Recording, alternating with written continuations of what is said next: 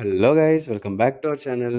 ఈ వీడియోలో Vijay Deverakonda Kingdom movie review చూద్దాం. అండ్ మూవీ పర్లేదు, బానే ఉంది. ఫస్ట్ హాఫ్ అయితే అదిరిపోయింది, మామూలుగా లేదు. ఒక రేంజ్ లో తీసుకెళ్తారు డైరెక్టర్ గౌతమ్ స్టోరీని. పడింద్రా విజయ్కి హిట్ అనేలా ఉంటుంది, కానీ సెకండ్ హాఫ్ లో స్టోరీని కొంచెం క్లమ్జీ చేసేశారు.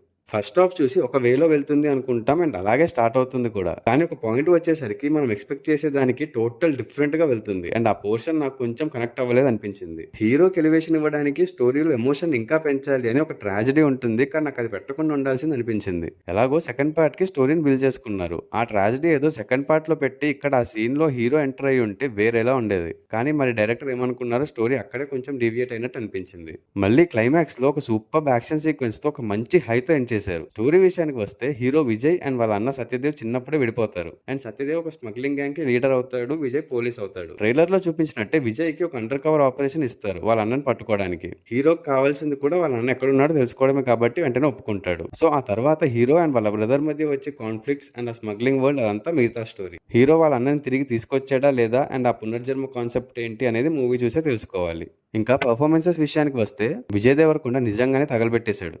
పర్ఫార్మెన్స్ అయితే చింపేశాడు భయ్య, మామూలుగా లేదు. యాక్టింగ్ చాలా షేడ్స్ ఉంటాయి క్యారెక్టర్ లో. ఎమోషనల్ అండ్ యాక్షన్ సీన్స్ లో చాలా బాగా చేశారు. సత్యదేవ్ కూడా చాలా బాగా చేశారు. ఆ గ్యాంగ్ కి లీడర్ గా అండ్ తమ్ముడిని కాపాడుకోవాలని చూసే క్యారెక్టర్ లో చాలా మంచి పర్ఫార్మెన్స్ ఇచ్చారు. ఇంకా విలన్ క్యారెక్టర్ చేసిన వెంకటేష్ కూడా బాగా చేశారు. హీరోయిన్ భాగ్యశ్రీ బోర్సేకి ఒక ఇంపార్టెంట్ క్యారెక్టర్ ఉన్నా కూడా స్క్రీన్ టైం చాలా తక్కువ ఉంది, బట్ ఉన్నంతలో బాగానే చేశారు.